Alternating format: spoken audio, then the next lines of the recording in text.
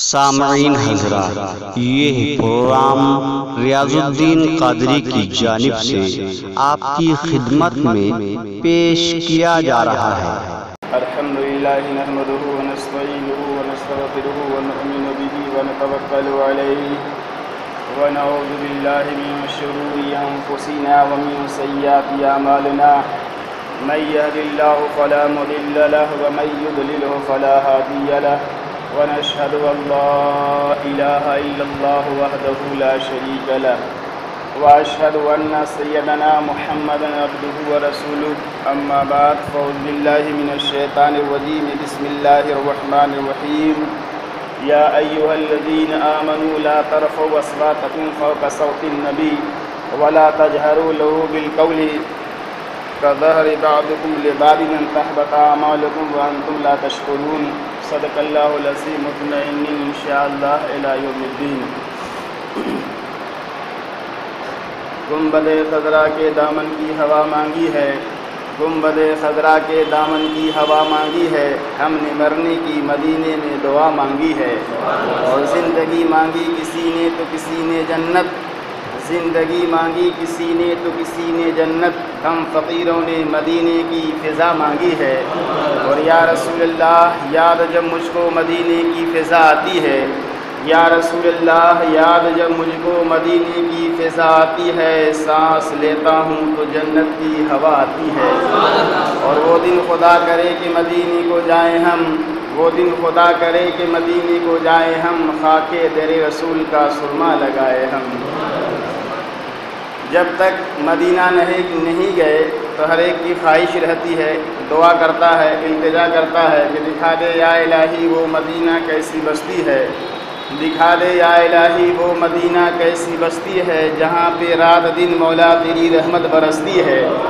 اور جو مدینہ چلا جاتا اس جگہ کی زیارت کر لیتا ہے، جیسے ہمارے ماسٹر اقبال صاحب قبلہ بھی چند روز پہلے 2-3 دن قبل ہی گنبد خضرا کی زیارت کر کے آئے ہیں، سنہری جالیوں کو انہوں نے اپنی آنکھوں سے دیکھا تو کیا کہتا ہے کہ مدینہ جس کو کہتے ہیں وہ ایک گلزار بستی ہے، مدینہ جس کو کہتے ہیں وہ ایک گلزار بستی ہے، اسی کے دیکھنے کو روح سینوں میں تڑپتی ہے۔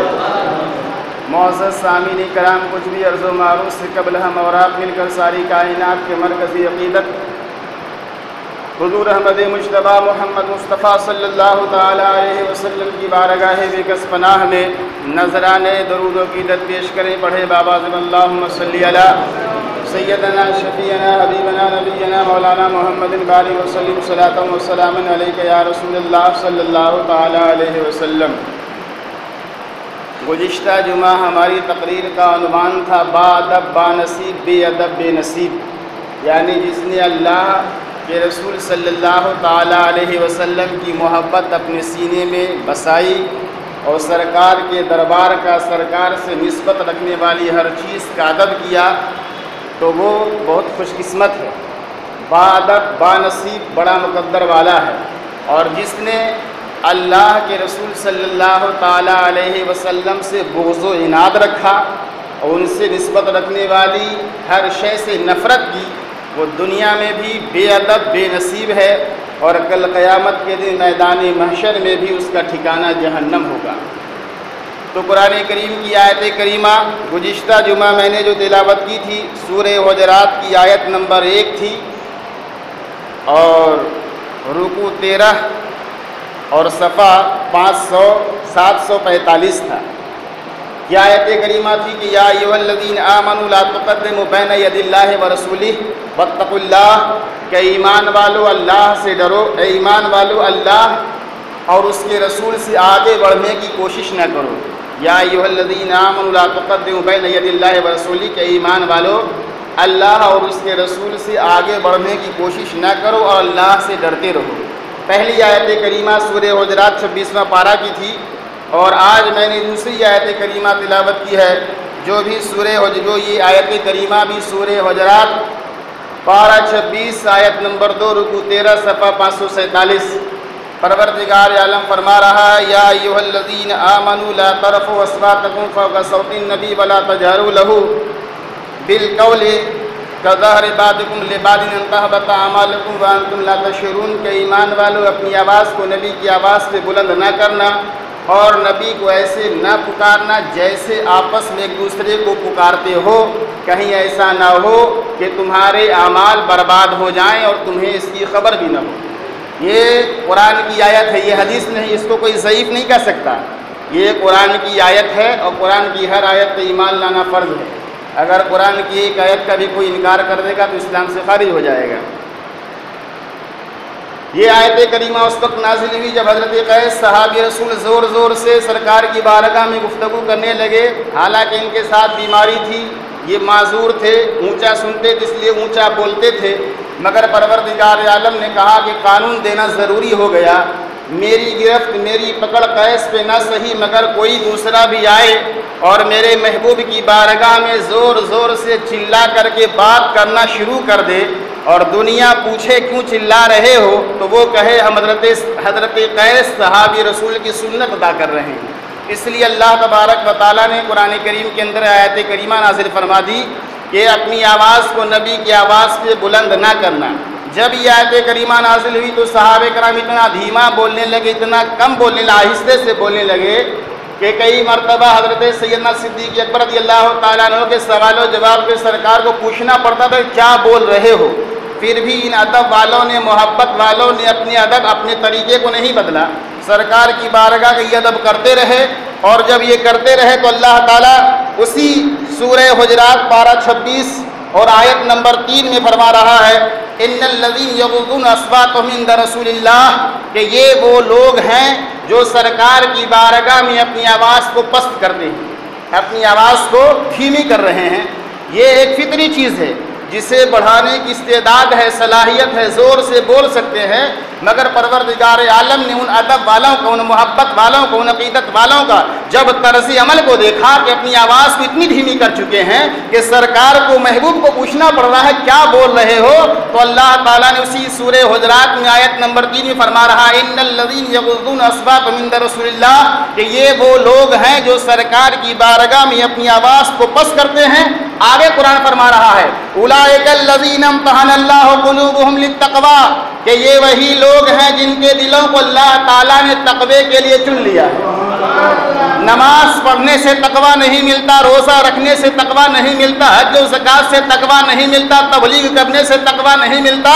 ए अल्लाह, ये तक़वा जो तेरी दौलत है, तेरा इनाम है, परहेज़गारी है, ये तू किसे अता फरमाता है? रब फरमा रहा है तक़वा ये मेरा फ़ज़ल है, मेरी अता है, मैं हर किसी को नहीं देता, उसे देता हूँ जो मेरे महबूब के दरबार का अदब करने वाला है। तो पता क्या चला कि बाअदब बानसीब, बेअदब बेनसीब। उसी आयत करीमा में आगे फरमा रहा अल्लाह ताला उलाइकल्लज़ीना इम्तहनल्लाहु क़ुलूबहुम लित्तक़वा लहुम मग़फ़िरतुन व अज्रुन अज़ीम, कि ये वो लोग हैं जिनके दिलों को अल्लाह ने तक़वे के लिए चुन लिया है, उनके लिए मग़फ़िरत है और बेशुमार अज्र है। और उसके आगे सिर्फ कुरान की आयत का तर्जमा और कुरान की आयत पढ़ के ये बता रहा हूँ कि कुरान में अल्लाह ने अपने महबूब के अदब करने का हुक्म दिया है। कुरान की आयत है, कुरान में रब फरमा रहा है कि मेरे महबूब के दरबार का और मेरे महबूब का अदब करो। और उसके बाद मैं आपको बताऊंगा ये दरीदा देहन गुस्ताख लोग कैसी गुस्ताखी करते हैं।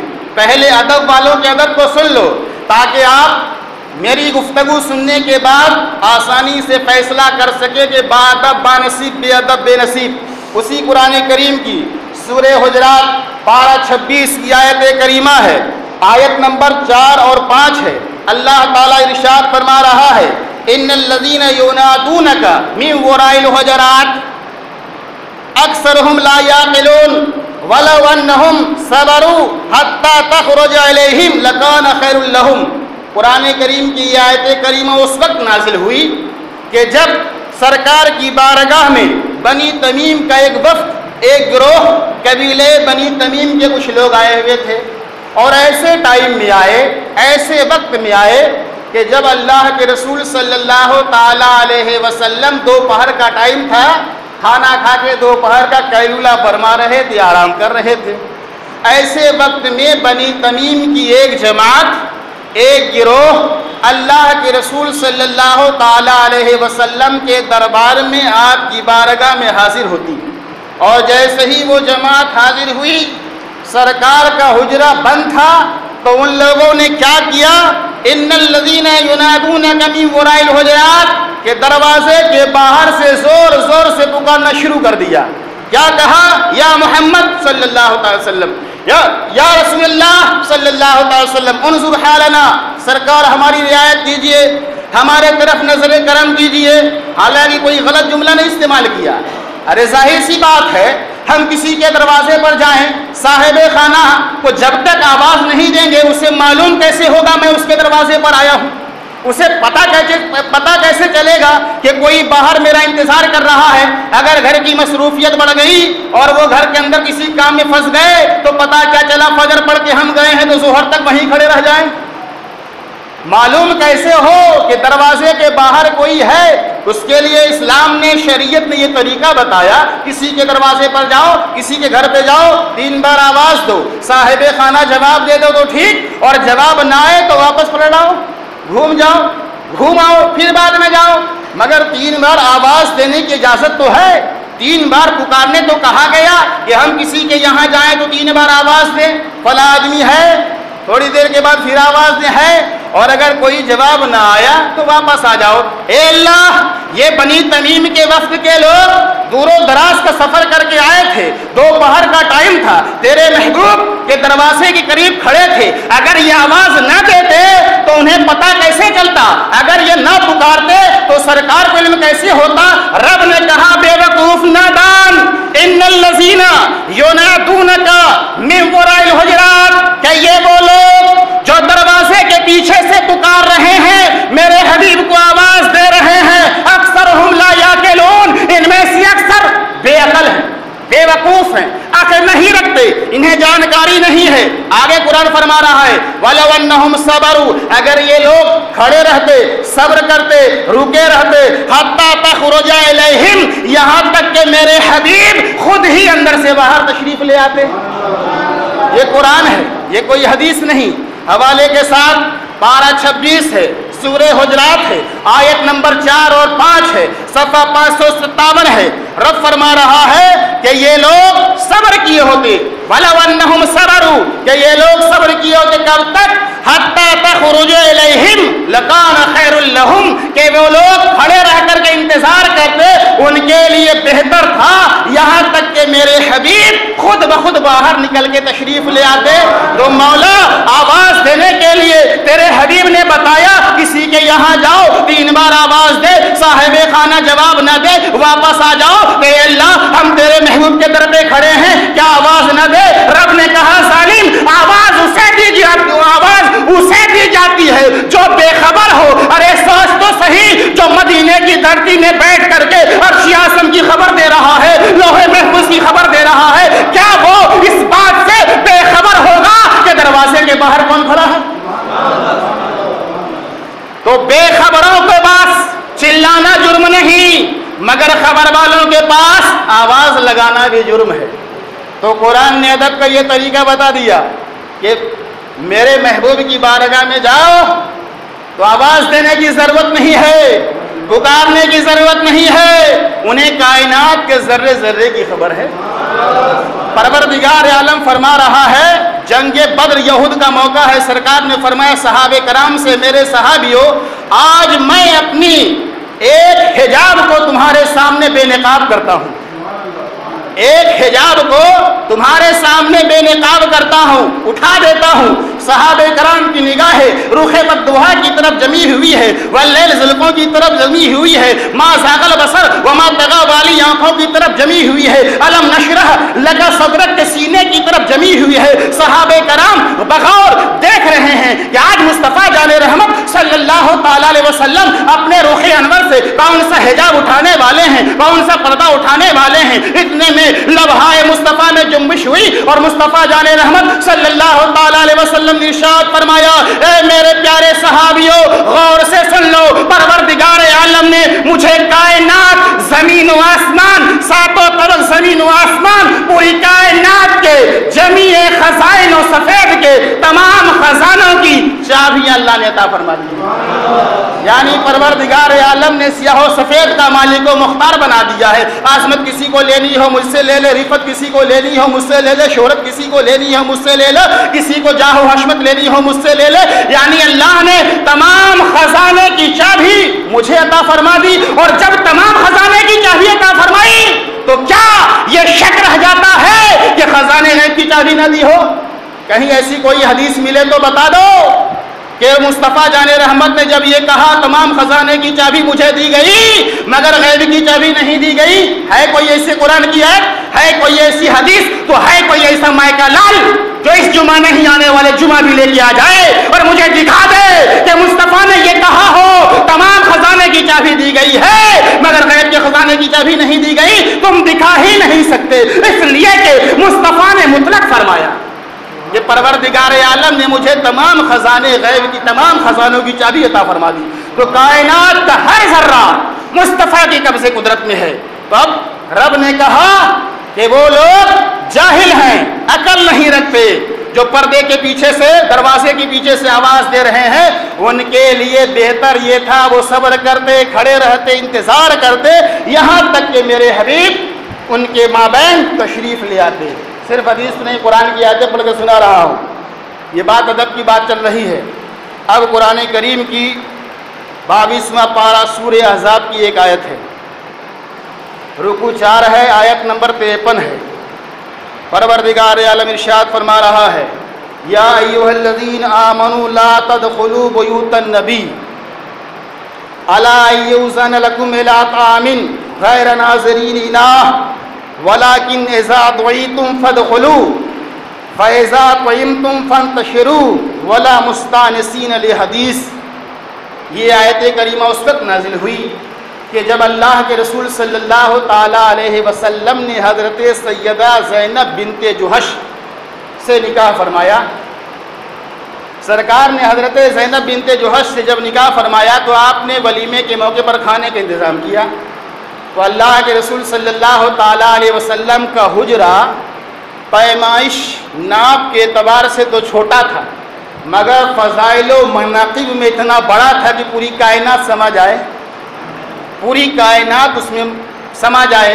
तो सहाबे कराम सरकार ने फरमाया 10-10 लोग आए और खाना खा के जाते जाएं। कुछ लोग आए, खाना खा ले, वो चले जाते, फिर दूसरे आ जाए। तो सहाबे कराम आते रहे, खाना खा के जाते रहे, आते रहे, जाते रहे।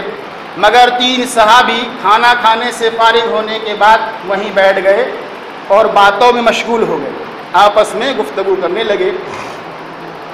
तो सरकार के दिल में ये तरीक़ा उनका नागवार गुजरा कि बहुत सारे लोग खाना खाने से बचे हुए हैं, अभी जो खाना नहीं खाए हैं, मगर ये लोग यहाँ खाना खाने से फारिग होने के बाद बैठे हुए हैं, आपस में बातें कर रहे हैं। सरकार के दिल में नागवार गुजरा मगर अल्लाह के रसूल ने सोचा अगर मैं अपने दर से हटा दूँ तो इसे कौन जगह देने वाला है। इसलिए सरकार ने कुछ नहीं फरमाया, कुछ इरशाद नहीं फरमाया। दिल में ख्याल आया कि ये लोग खाना खाने के बाद यहाँ बैठने से बेहतर था बाहर चले जाते। ख्याल आया, सरकार ने अदबन लिहाजन कुछ नहीं फरमाया मगर परवरदिगार आलम ने कुरान करीम के अंदर आयत करीमा नाज़िल फरमा दी कि या अय्युहल्लज़ीना आमनू ला तदखुलू बुयूतन नबी, के ईमान वालो नबी के घर में बगैर इजाज़त के दाखिल ना हो, नबी के घर में बगैर इजाज़त के दाखिल ना हो। जब वो बुलाए तब जाओ और जब खाना खाने से फारिग हो जाओ तो बैठे हुए आपस में बातें ना करो। नबी के दिल में इस बात से शाख गुजरती है मगर अल्लाह हक बात बयान करने से हया नहीं फरमाता है। कुरान करीम के अंदर परवरदिगार आलम ने यह आयत करीमा नाज़िल फरमा दी कि सरकार इस बात से सोचते हम कैसे हटाए मगर अल्लाह ताला ने कुरान करीम के अंदर आयत करीमा नाज़िल फरमा दी और इरशाद फरमाया वल्लाहु ला यस्ती मिनल हक़ ला वल्लाहु ला यस्तही मिनल हक़, कि अल्लाह ताला हक बात बयान फरमाने से हया नहीं फरमाता है। یعنی دیکھو سرکار کی بارگاہ میں ادب کا مقام دیکھو. قرآن کی آیت ہے، میں نے حوالہ دیا نا 22واں پارہ سورہ احزاب رکوع 4 اور آیت نمبر 53 ہے. رب فرما رہا ہے کہ اپنے محبوب کی بارگاہ میں کوئی زیادہ دیر بیٹھا رہ گیا تو رب کو یہ ناگوار گزرا. اللہ نے ادب کا قانون تو دیکھو کیسا کیسے، یہ حدیث نہیں یہ قرآن کی آیت کریمہ ہے. چلو یہ 6-7 آیت ہو گئی، ایک اور آیت کریمہ پیش کرتا ہوں، پھر اس کے بعد یہ ادب کی بات ہے، پھر بے ادبوں کا طریقہ بتاؤں گا، گستاخوں کو نتیجہ بتاؤں گا. قرآن کریم سورہ مجادلہ رکوع 2 آیت نمبر 12 پروردگار عالم فرما رہا ہے یا ایھا الذین آمنوا اذا ناجیتم الرسول فقدموا بین یدی نجواکم صدقہ. یہ آیت کریمہ اس وقت نازل ہوئی کہ جب صحابہ کرام اکابر بڑے بڑے مالدار رئیس صحابہ سرکار کی بارگاہ میں دیر دیر تک بیٹھے رہتے تھے اور بہت مسائل پوچھتے رہتے تھے. دیر تک سرکار کی بارگاہ میں بیٹھے رہتے، بڑے مسائل پوچھتے رہتے.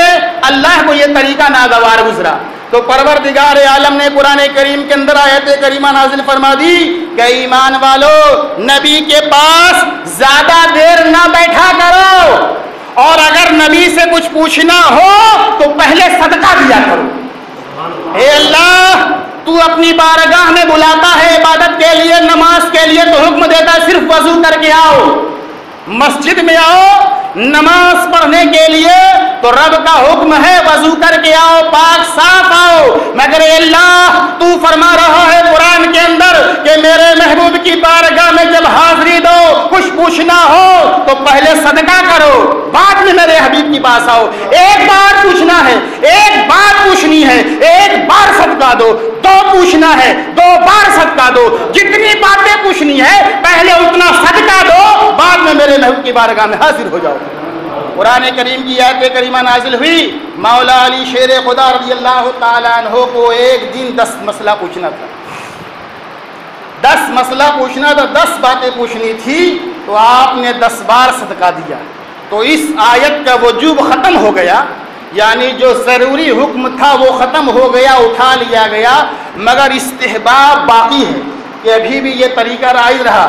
تو یہ ادب والوں کی بات قرآن کی کئی آیت کریمہ میں نے آپ کے سامنے پیش کیا حوالے کے ساتھ کہ ادب والوں کا ایمان و عقیدہ دیکھو کہ رب نے ان کے ساتھ کتنا انعام و اکرام کا وعدہ فرمایا. کہیں فرمایا اولئک الذین امتحن اللہ قلوبہم للتقوی، کہیں فرمایا لہم مغفرۃ واجر عظیم. تو اللہ تعالیٰ ان ادب والوں کے ساتھ اور محبوب کے بارگاہ کی ادب کا طریقہ قرآن کی آیت کے ذریعے بیان فرما رہا ہے.